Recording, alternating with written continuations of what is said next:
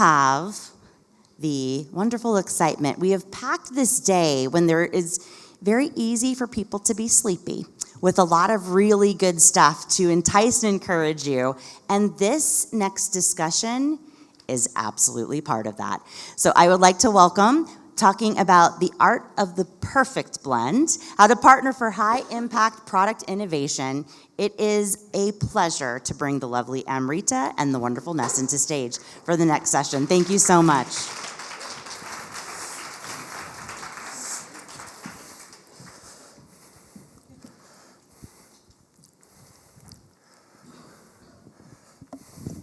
Is anyone curious what's going on here?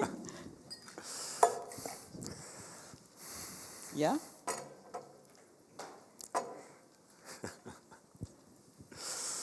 We are good to go. Good morning, everyone. I am Amrita Sidhu, the Managing Director of Medianet. It is a privilege and a pleasure to be here with you all in beautiful Sofia, but even more so, it is an absolute pleasure to be sharing the stage today with my colleague, my very good friend, and my mixologist for today, Nesin. Thank you. Hello, everyone, and welcome to the Identrics bar. Our happy hours are every workday from 9 to 5, and I usually take care of the products and services, but today, as Amrita said, I will be your Chief Mixologist Officer. So, happy hours 9 to 5. That means we're perfectly in happy hour We are mode. in business happy hours. We're in business happy hour. I'm not actually sure I need happy hour after last night, but let's see how this goes. Just a dash. Just a dash. Okay. All right. So, look, we hear a lot through this amazing AMEC community about really successful organizational case studies, client case studies, agency case studies, and we've heard some brilliant ones already the last day or two. I mean, the Asian Development Bank, Astra, McDonald's from yesterday, like some really, really phenomenal discussions. But we are here today to talk to you about successful partnerships, right? The art of the perfect blend and how to partner for high impact product innovation.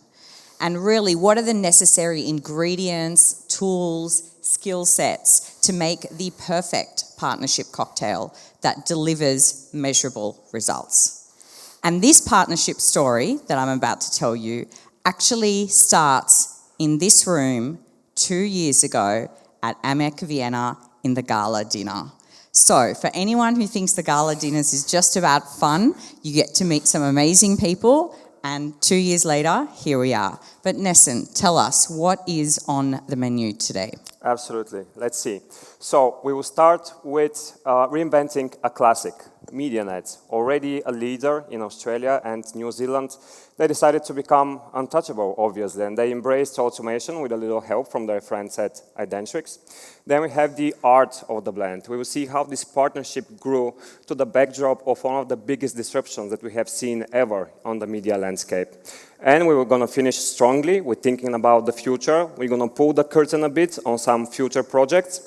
And we're going to share our thoughts on why and how this here is sustainable. Thank you. So if anyone hasn't worked it out already, the espresso martini is my favorite cocktail. Probably exactly what I do need after last night, but we'll go from there. All right, so Medianet. Medianet is like a classic cocktail. We are Australia's #1 media intelligence organisation, and we have been operating for almost 40 years now.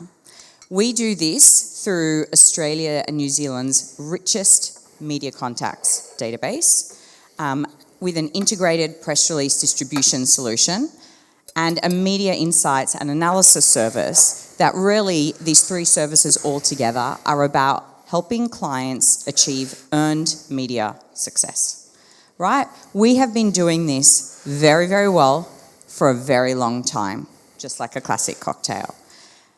But this cocktail needed a little remix. Why? Let me tell you why. Okay, so in Australia, not unlike other parts of the world, it is a very fast-changing media landscape at the moment. And our clients, 540 of them, they rely on Medianet to stay on top of that.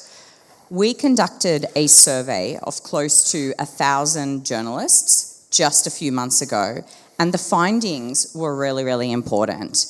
86% of journalists use press releases as a source for stories, right? So it's an incredibly vital part of the earned media news cycle in Australia.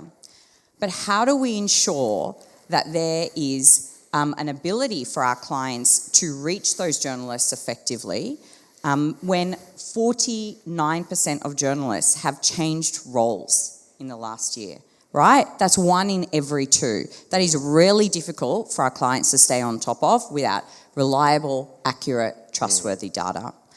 And finally, 92% of our clients, in a recent survey we did of our clients, told us that they value data accuracy as the #1 thing. So Nesin, you're my bartender here, and in my experience with exceptional mixologists, and I think I've been to enough bars to say that with authority, right?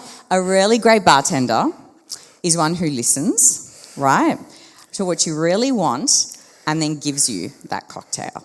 So I'd like to think exactly like an exceptional partner who listens to understand and then proactively works with you hand in glove on solutions that you didn't even realise existed. So I hope, and I think it was quite timely and forward thinking of us to twist the classic cocktail that is Medianet's contacts database and the way we maintain and enhance it.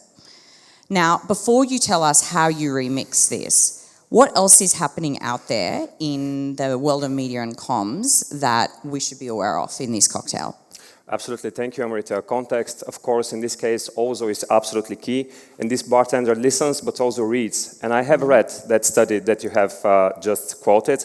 And I know that in that you have touched upon how AI is impacting the media fabric over in Australia. And I think those numbers can be extrapolated to a global scale. And I think it's important going over them because, as I said, I think this is the hugest change that we are witnessing to the fabric of media since, I would say, the invention of the internet.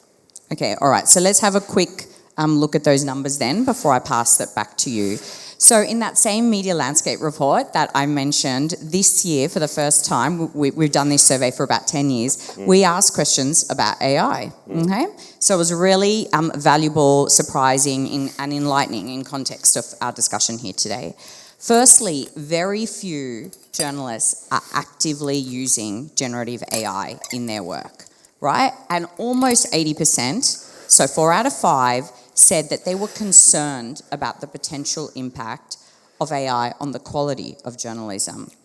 And I think even more importantly, a third of them were of the belief that AI is a threat to public interest journalism, and only 7% of them are using it as a source for stories, right? Very different compared to that 86% that are using information, media release information, outreach information provided by media organisations, government agencies, that kind of thing, right? So before I pass back to you here, I think the other thing to mention is that we are trying to keep all our Medianet media contacts data up until now, up until about a year ago, was done very much using human-led efforts, right? A lot of heavy lifting and not particularly exciting work for our team that was involved in that part of it, right? Not very exciting, not very high-value work.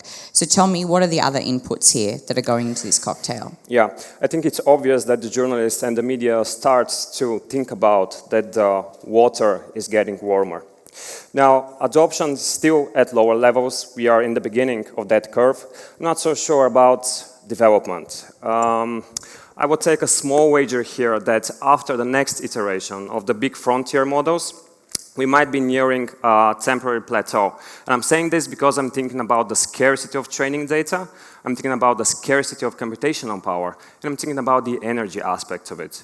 Also, the geopolitical climate also still has yet time to play a factor into this. We are looking towards Taiwan, for example. We're looking at that chip factory that produces the chips that the models are trained on. But then we're looking towards the Netherlands because they have that factory that produces the machines that are sent to Taiwan. And we're also looking at the States because they're holding the patents for producing those machines in the Netherlands. So this will be interesting to watch out for. But in any case, I'm certain that two things will happen. First, the majority of content online, soon enough, will be synthetic. I think this is pretty obvious by now. The other thing that will be more disruptive will be that we will adopt using AI agents as a means to navigate this new web. And this will cause really seismic shifts on where the traffic is going. This will, of course, hugely affect media. Now, looking at the synthetic content, this will make the value of organic content to rise. We see legislative push, both in the EU and the US, to have the ability to watermark this content. So I think it's logical that this will trickle down as something that the PR clients will also want. They will want to know when they measure, is it on synthetic content and what part is on organic content, right? Sounds logical. But what about no-click search? This will be the very direct results as we push browsers out and adopt ChatGPT or Gemini or whatever window. So we are already seeing this partially. I think this will rise. This will push the media to be creative or not to be media anymore, because they will have to come up with new arrangements, with new economical relationships, with new revenue streams. And we're also seeing, and we will continue seeing, lone journalists and journalistic teams, smaller teams, breaking off from larger media and making it out on their own, focusing on handcrafted, on organic content, and people will be willing to pay for that. And then we have potential additional revenue streams. We are seeing three types. Companies already, media companies are already selling their data, selling their journalists' data for training data. This is one revenue stream, of course. This is easy. We are seeing, yesterday here we talked about the NYT case. This will certainly drag on for years, but interesting nonetheless, because it might create a precedent that would challenge not only the future relationship, but also the past relationship with the big tech companies. And the larger part, which consists of smaller media companies, are the ones that don't have a seat at that table. They don't have the luxury of those two options. So what they do is they usually go for a one stone, two birds kind of strategy. They put up walls, they put up paywalls. First, in this way, they create additional revenue stream, and second, they protect their data, which is fair enough. Like, we can get behind that. But what this is also doing, it is barring people from accessing good journalism. And this is especially crucial and disheartening when you think about the younger generation that never had the chance of that, right? And they, along with the other people that are not willing to pay or not able to pay, are being pushed to those platforms that create news via algorithms, that push news via algorithms, calcifying them in those information comfort bubbles, right? And what we know about those platforms is that they are a breeding ground for, let's say, information operations and information events, because I don't want to get too specific in that. I know people have differing opinions, but we can all agree that they exist and that they are designed by actors, right? So, of course, AI has a role to play here. I'm just going to say it's a double-edged sword. Of course, it's concerning how it can automate on large scale the creation of this content. And it's also exciting that it gives us new tools to be able to track and measure that content, right? All right, but how is this connected to PR? Now, humor me, maybe I will say some obvious things. But what we have here is, I'm certain that journalists are the first people that are appreciating the good difference between synthetic content and handcrafted original content, right? So far it was always true that, of course, PR needs media to survive, but now I think that the opposite will start becoming more true as well.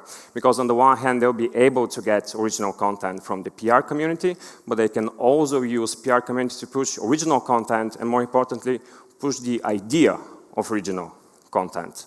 And if we really move into a world where we don't go to websites so much anymore, one of the ways they can overcome this new reality would be to build a more direct access, more direct bridge to their community, to the people who read them, in order to circumvent that. So it will become more crucial. And of course, as with everybody, they appreciate their time. So one of the projects that we have joined forces with Amrita and her team is author meta profiles. We help their users to pinpoint what the authors, what the journalists are writing about, but more importantly, when are they writing about it, because everything moves so fast now. So we do frequent updates and give the ability to be really relevant and not spammy toward the journalists. So to conclude this, obviously I am betting on Medianet, but it's not only because a business relationship and a good friendship. I'm betting on them mainly because the nature of their company and the nature of media contact companies, because I think that Medianet, along with the other media contact companies, will become more crucial in the internet to come. And to stay relevant and crucial, they will need Identrics and companies like Identrics who do custom AI. So together we can be the bridge over synthetic waters and keep that communication genuine with the journalists and a two-way street. Okay. Thank you, Nesin. So what I'm hearing is very passionate and enthusiastic support for this customization of the espresso martini that you've done for me, right, to not only take into account what's happening in the media landscape, but also our specific ambitions, Medianet specific ambitions for continuous improvement for our customers, right? Higher quality data Absolutely. than ever before. Team and operational efficiencies, that's always very important. And the Medianet desire to really embrace technologies and show innovation and automation. And you have made sure that this espresso martini tastes the same every single time, because that's what our customers expect, right? When they come into our services, that it needs to be the same, if not better, every single time, but you fundamentally changed the mix, all right? Now that is the absolute gold standard, in my opinion, for a mixologist. So let's tell the audience how we did it. Over to you. All right, so three main ingredients that I'm really fond of. When you have a trusted technological partner, you get the benefit that we can differentiate what is applicable from the hype. And generative AI is a huge hype, and it's more applicable to the personal level, to your day-to-day life, not so much for the business. What we do is separate those things and apply them to real, in this case, Medianet business cases. Then we have co-development. I think this is the basis of the cocktail that everything is built upon. We started with a project we call New Author Signal Generation. We send fresh data to Medianet so that their contact base stays up to date to the day.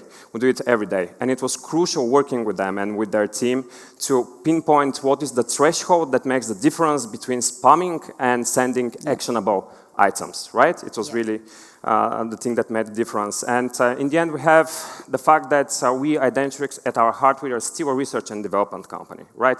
We bring that sense of discovery, that sense of invention to the project that we are working with, and I think this really makes a difference. Let's see how much difference it makes. Absolutely. Very happy to share the results of that, which is more than this very bejeweled espresso martini that you've made. I should have had one of those last night. All right, so what are the results here? Medianet has seen, thanks to this perfect mixology by Nesin and the Identrics team, well, firstly, we have seen a 370% increase in the profiles that are being flagged for material update of contact information, right? Prior to this, in the very human-driven way we did it, that was single-digit percentage. So this is really impactful, really meaningful for us and for our clients. 98.7% is our current media contacts accuracy across 6 core fields. That is really phenomenal across 36,000 media records, and we have maintained that accuracy for the last year since we kicked it off. That's just phenomenal, right? And then finally, 40% team efficiency. Look, when you do innovation, cost improvements, you know, showing bottom line changes, it is important. But probably more pleasingly, it's given that team the ability to move further up the value chain, right? And do more interesting work. And we've also shown, this one's not on the screen, but we've also shown within Medianet a culture around the importance of partnerships and that you don't have to do everything yourself in-house all the time. All right, let me see what I'm gonna talk to this. So, this is not the secret ingredient. It's the maybe not so obvious ingredient. Now, this is the motto that we started with, right? Evolution and not revolution. What this means for us is that we recognize that sustainable change takes time and constant application. So we are obviously in this for the long run. But we found out that this creates an atmosphere, a reality where new ideas are safe to come to fruition and are safe to grow into potential new projects and collaboration allies. Fantastic. Okay, so just before we wrap up here, let's give everyone a little sneak peek taste of what's next on our cocktail menu and what are the other projects that we've got coming down the pipeline. This is looking very interesting here as well. I think the structure of this partnership, where we have got it to, is really at the stage where now I can walk into your bar anytime and the cocktail's ready to go without me needing to ask Absolutely. for it. There you As go. you can see. So let's wrap it up. What are you most excited about this partnership? And then I'll say my bit. I'm loving the knowledge graph, not only because I'm responsible for it, but I remember when we talked about it 2 years now, right? 2 years ago. Then it seemed, it's a logical conclusion, or more like a next step, but it seemed like I don't know, too distant to make concrete plans. And now, thanks to that 40% efficiency that you talked about, we are able to work with you and your team on that exact thing that we so wishfully thought about 2 years ago. So this is awesome. Excellent. And what I'm most excited about is the work that we're actually doing on our insights business and the great co-development that we're doing around the methodology for analysis and measurement. And all I'm going to say is watch this space. So everyone, that's it from us. Thank you for listening in to our story of partnership success and this very high impact product innovation we have done together. Thank you, Nesin. Thank you. And if anyone would like to hear a little bit more about this, you know where to find Nesin's bar. Na zdravie. Cheers. Oh, it's good. I practiced. Yeah, it's really good. Lots of very interested people in some hair of the dog right now, but I will encourage you to please go have some coffee during the networking break, and please be back in at 11:15. So quick, come back in if you can. We will start on time, and it is a session that you do not want to miss because we're going to be joined by Jack, who is a returner to the stage, who is always interesting and entertaining. And it's going to be about taking from idea spark to final coverage, using AI and data to navigate the media landscape. So thank you all so much. We have people with flights, so that's why we're trying to stay on time. So I appreciate all of you. See you back here at 11:15 sharp, in seats, set good examples. Thank you.